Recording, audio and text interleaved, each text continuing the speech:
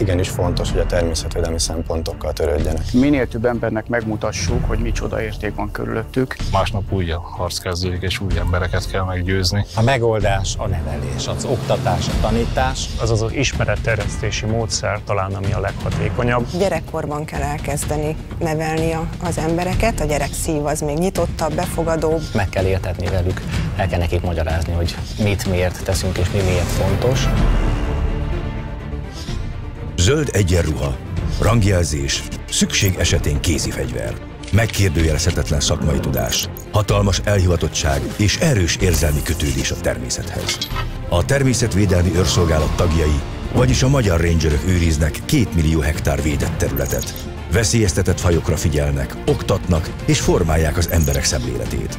Sokan nem gondolják, hogy egy védett növényre mennyi veszély leselkedhet. Eltűnhet a talaj az élőhelyéről, elpusztíthatják állatok, kiszoríthatják invazív növények. Ezért izgalmas és összetett, legtöbbször az egész élőhelyre kiterjedő feladat, ezek védelme a természetvédelmi őrök számára.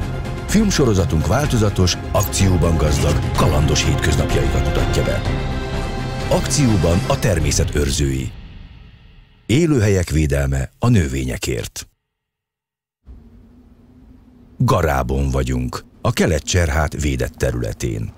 A természetvédelmi őr egy olyan erdőterületre megy ki, ahol nem túl gyakori módon az erdőgazdálkodást is a Bükki Nemzeti Park végzi. Egy területen megáldott természetvédelmi őr, annak ellenére, hogy rendkívül sokrétű a munka, rengeteg irodai tevékenység, rengeteg adminisztráció, emberekkel való kapcsolattartást, nagyon nagy mennyiséget van terepen. Azért ennek ellenére ez a munkának a sava borsa.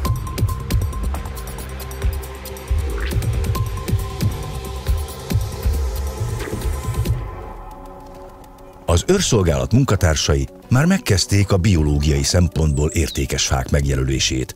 Ezeket nem lehet kivágni. Céljuk, hogy változatosabb élőhelyet hozzanak létre, és az idős fákra jellemző környezetet alakítsanak ki. Narancssárga kör jelzi az ökológiai szempontból fontos fákat. Itt beindítottunk 2 évvel ezelőtt egy természetvédelmi erdőkezelési programot, ilyen az országban tudtommal még nem volt, amelynek az a célja, hogy egy viszonylag egykorú, kb. 70 év körüli deltános tölgyesszerű állományban változatosabbá tenni az erdőszerkezetet, és azokat az élőhelyi formákat, amelyek hiányoznak az állományból, azokat megteremtsük. Ilyenek például a fának a kérgének a felhasítása, és már is az első évben előfordult a felhántás után, hogy a fakusz megtalálta és természetesen épített is rá fészket. Ezek nagyon fontos ilyen kis habitatok, kis élőhelyek, mert a denevérek, fakuszok egyaránt használják, úgyhogy mindenképpen változatosabbá teszi az élőhelyet. Meggyengítettek néhány fát, de ez nem pusztítás, hanem építés, hiszen növeli az erdőben lakó fajok számát, így a biodiverzitást. Magas csonkok vágása, így az elhaló gyökérzethez kötődő fajoknak, mint mondjuk akár a nagyszarvasbogárnak tudunk élettelet nyújtani. Illetve kitermelt faanyagnak a helyben hagyása. Fáknak a lassú elhalasztása gyűrűzéssel felgyorsítjuk azokat a folyamatokat, amelyekkel az állományban nem létező mikroélőhelyeket gyakorlatilag rövid idő alatt meg tudjuk teremteni. Látszik alatta jelenleg is a hóban a lefaragott kéreg, ez mind a kéregben élő gerinctelen fajoknak a megjelenését és a harkályok általi fogyasztását mutatja.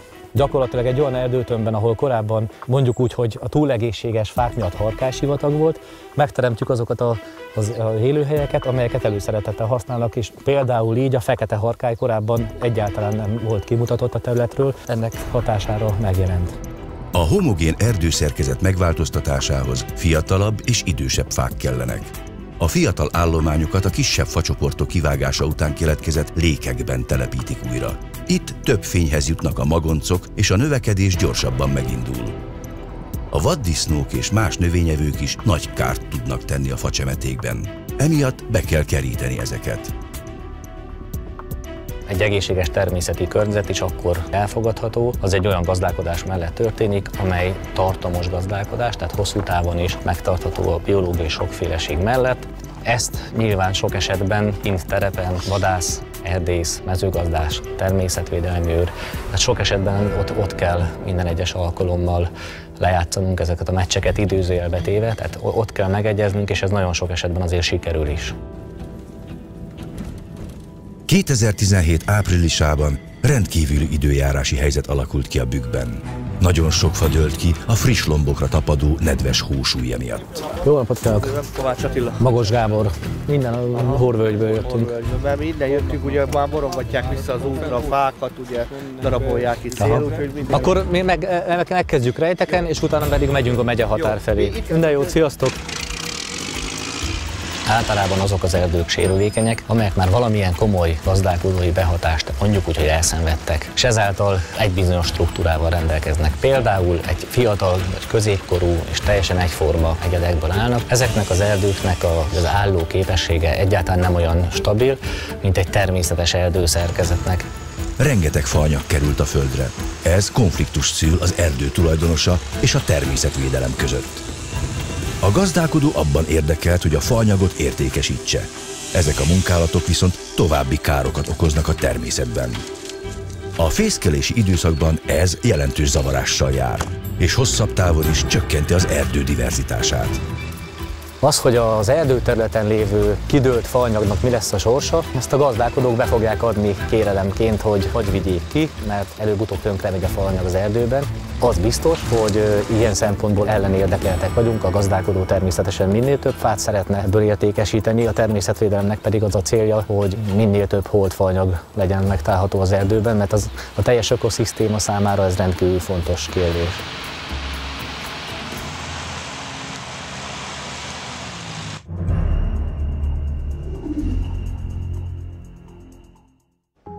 A tél elmúltával ébredő természetben ritka és védett növények bújnak ki az avar alól. Az erdőben viszont más jövevények is megjelenhetnek. A természetvédelmi munkát nagyban befolyásolja az, hogy az országnak mely részén helyezkedik el az emberőrkerülete. Az északi régió az a terület, ahol egyfőre eső GDP ez elég alacsony, tehát itt a szegénység miatt olyan illegális természethasználati módok terjedtek el, amelyek tüzelőgyűjtés, növénygyűjtés, illetve károsítások elsősorban.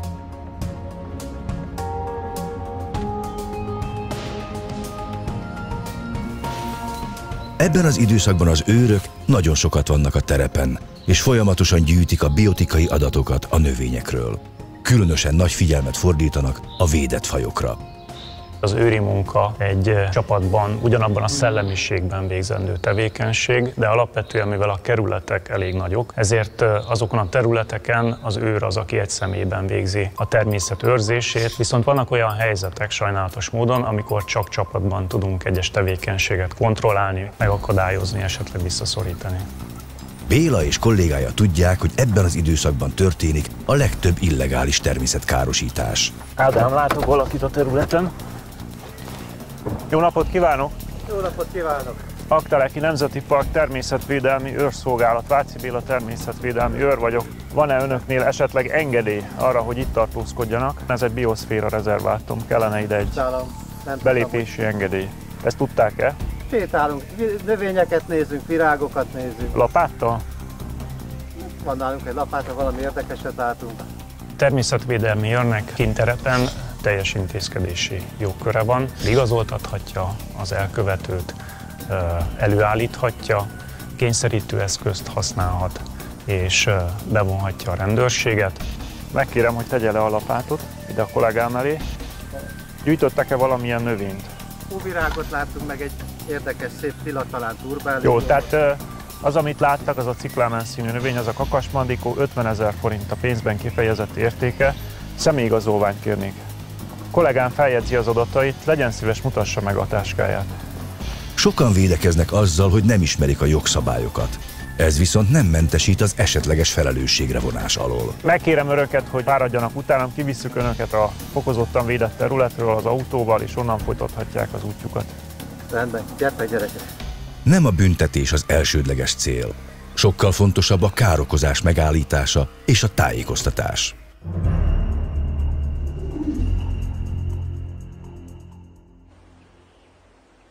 Van egy egészen különleges hely a Pilisben. Egy szinte háborítatlan természeti terület. A nevezetessége ennek a területnek, hogy a világon csak itt él a híres Pilis-Szent Iváni vagy Pilisi-Len. Ugye a szénások az egy szentély a Budai Tájvédelmi Körzeten belül is, és most mi a szentély szentélyébe megyünk, a Pilisi-Len élőhelyére. A természet iránti érdeklődésem az elég hamar már általános iskolában elkezdődött. Pedagógus lettem, természetesen biológia, földrajzszakos tanárként, hát egy 13 évet tanítottam körülbelül.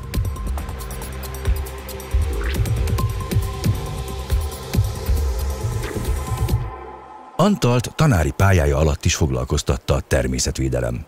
Ezért elkezdett túrákat szervezni tanítványai számára. Végül úgy döntött, hogy természetvédelmi őrként folytatja a pedagógiai munkát. Magyarországon nem sok őshonos fenyő van. Ez az egyik, ez a boróka.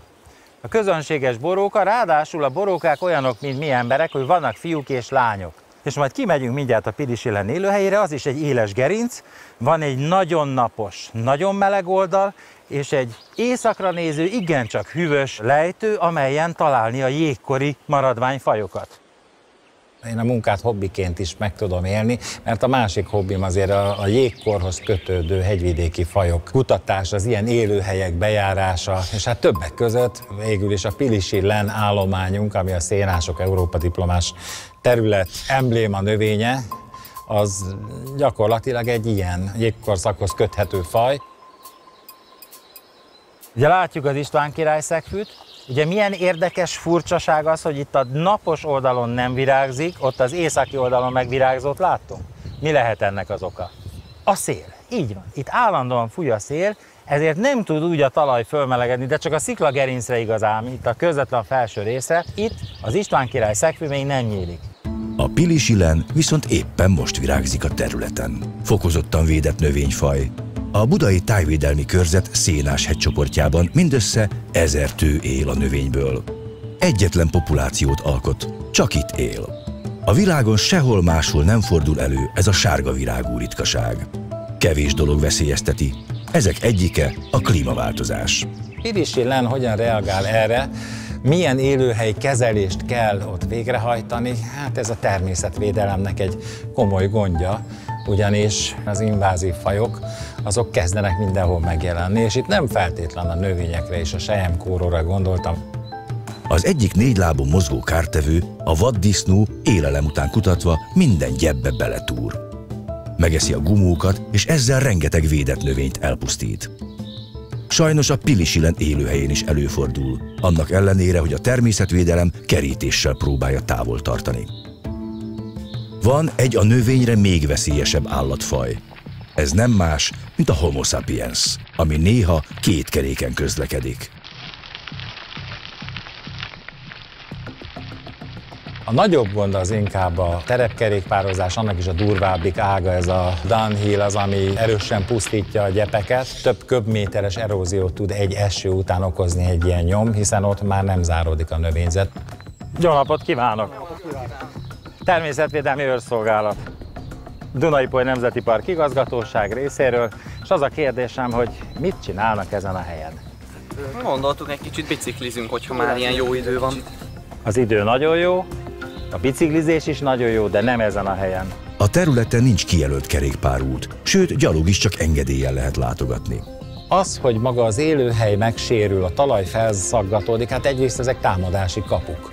Ahol egyensúlyban van az élővilág, oda a külső idegenek kevésbé tudnak behatolni. Így amint keletkezik egy ilyen nyom, a mentén a lakott terület felől föláramlanak az invázív fajok. Ezt a folyamatot szeretnénk mi megakadályozni, nem azt az egy darab növényt megvédeni, mert ugye itt lehet a sokféleségre hivatkozni, de hát a sokféleséget egy jó élőhely tartja fönn, nem az, hogy egyenként ezt a sokféle egyedet megpróbáljuk megmenteni.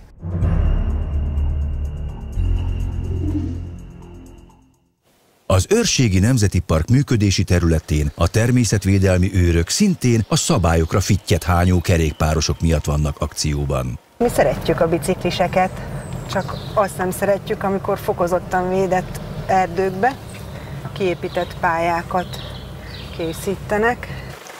Mi magunk is vezetünk kerékpáros túrákat, természetesen nem downhill-es kerékpáros túrákat, de olyan túrákat, ahol bemutatjuk a Nemzeti Park értékeit.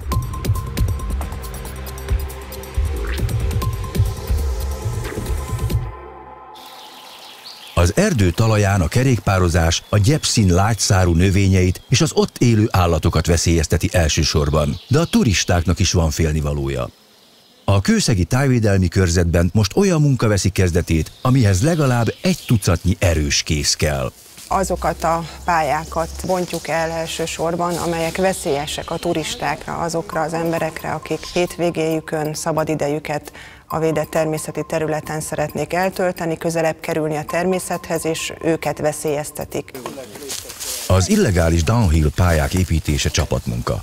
Természetesen az elbontásához is egy jól szervezett csoportra van szükség. Minél meredekebb egy hely, annál izgalmasabb a kerékpárosoknak, viszont annál nagyobb kárt is okoznak ezzel, hiszen kitapossák a növényzetet, így a következő viharban, esőzéskor megindul az erózió, és azt már nehéz helyreállítani. Helyreállítani mindig sokkal nehezebb valamit, mint megelőzni a bajt. Az új pályákat Zsófia és kollégái a lehető leggyorsabban elbontják, mert minél többen ismerik meg, annál többen fogják használni, és így egyre gyorsabban nő a természetben okozott kár. Mivel Ausztriában is ez védett terület, ugyanúgy tilos ott a crossmotorozás, downhillezés, ezért jönnek át a határon, és úgy gondolják, hogy itt Magyarországon megtehetik, amit otthon nem. Amikor osztrák elkövetőket érnek tetten, nagyon nehéz a hivatalos eljárást végigvinni. Elsősorban a sok terepen lét az eszközünk, hogy figyeljük, hogy merre közlekednek, merre vannak, amúgy pedig jogi eszközeink vannak, helyszíni bírságolási lehetőségünk, hogyha nyakon csípjük őket. Az őrség különlegességét egyedi növénytársulásai adják. Ezek egyike, talán a legjelentősebb és legszebb a szőcei láprét és patakvölgy. Ennek fennmaradása ma már elképzelhetetlen az Őrségi Nemzeti Park igazgatóság szakembereinek áldozatos munkája nélkül. Egy beerdősülési folyamat első pionír fázisában kell tartani a láprétet, tehát itt tulajdonképpen ami ellen úgymond küzdeni kell, az maga a természet és a természetrendje.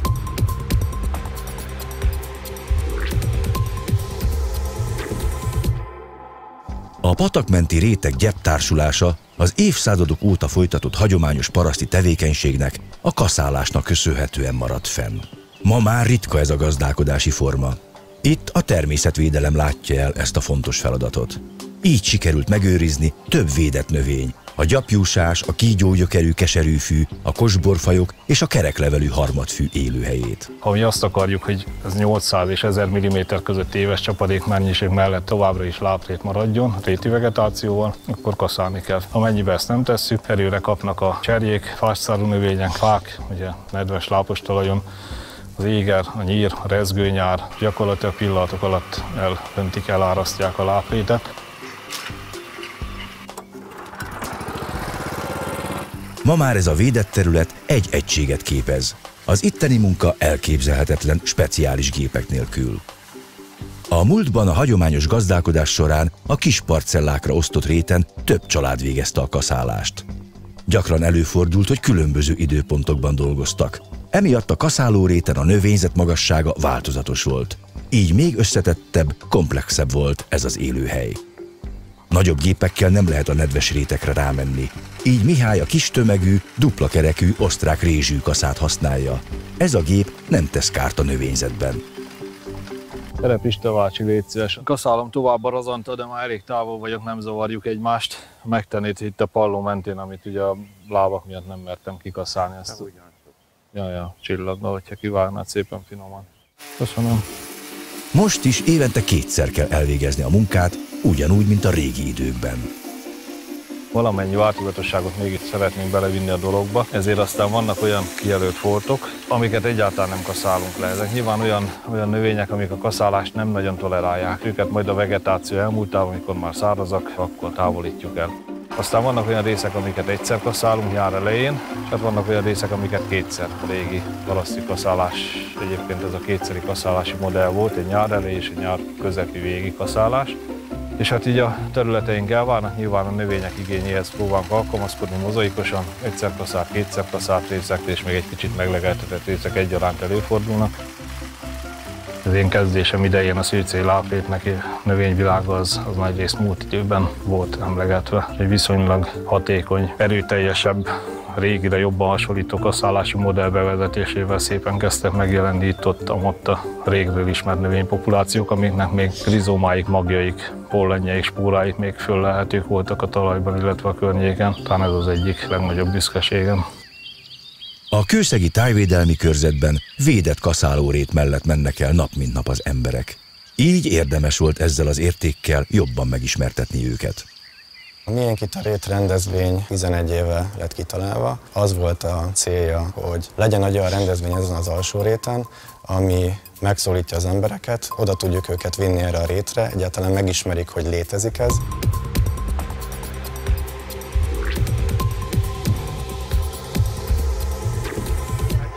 Kőszegen évek óta nagy sikerrel szervezik meg ezt a programot.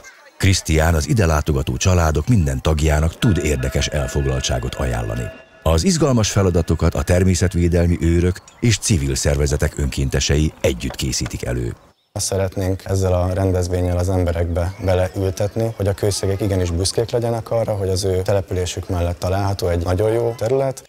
Érdemes oda kijönni, nem csak a Miénk itt a rét alkalmával, hanem máskor is, és adott esetben, hogyha szükséges, akkor emeljék fel a hangukat, hogy ezt a rétet meg kell védeni.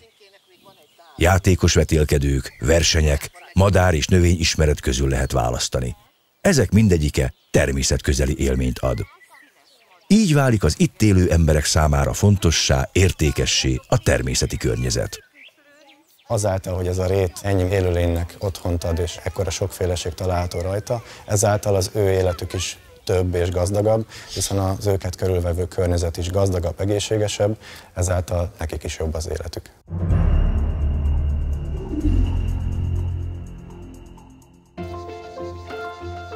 A levendula napjainkra Tihany egyik jelképévé vált. Ez jó példa arra, hogy egy termesztett növény is értéket képvisel. Ezért a Balaton-felvidéki Nemzeti Park munkatársai is kihasználják a benne rejlő lehetőségeket. A természetvédelem és a levendula összefüggés, ez egy nagyon érdekes dolog. Hallom már azt a véleményt, hogy most hogy jön ez a kettő össze. Az egyik indok az, hogy történelmi okokból az egyetlen komoly levendulás, amelyik Magyarország területén vagy hát Tihanyban megmaradt, az a mi vagyonkezelésünkbe került. És ha mi nem teszünk vele valamit, mi nem érezzük úgy, hogy meg kell menteni, akkor már nem lenne.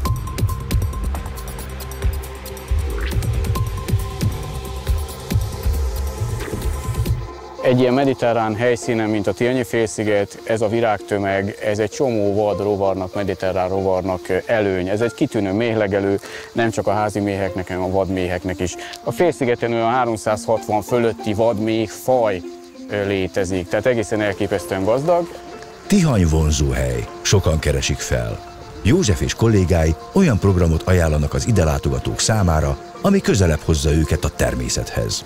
A 20-30 ezer ide látogató embernek az őrszolgálat munkatársai segítenek eligazodni a levendulásban. Nem kifejezetten őrizni kell a levendulát, hanem meg kell mutatni az embereknek, hogy hogyan szedjék, el kell magyarázni, hogy mit lehet vele csinálni.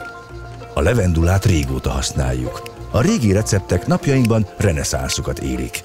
Nagyjából ekkora csokrokat kell fellógatni, száradni. Amikor ez szárad, akkor is hullik róla virág, azt érdemes összegyűjteni, tehát érdemes alátenni valami fehér papírlapot, vásznat, ilyesmit, mert a lehulló virág az még teljesen friss, nem poros, és nyugodtan ételbe mehet valamilyen ízesítőnek, fűszerként. Tea, fűszer, gyógyszer, illatszer. Mindez egyetlen kis növényből, amit ráadásul szinte mindenki szeret.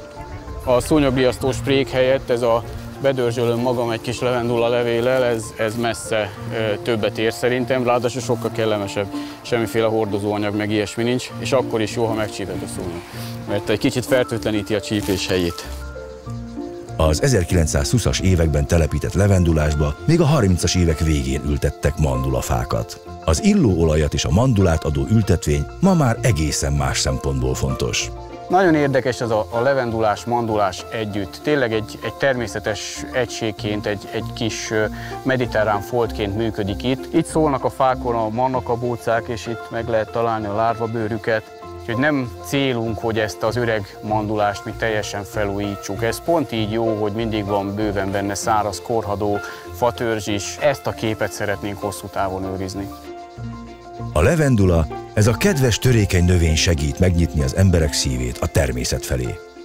Épp olyan fontos a természetvédelmi őrök számára, mint a sziklagyepek és a láprétek ritka növényei, amelyeket élőhelyeikkel, társulásaikkal együtt védenek elhivatott munkájuk során.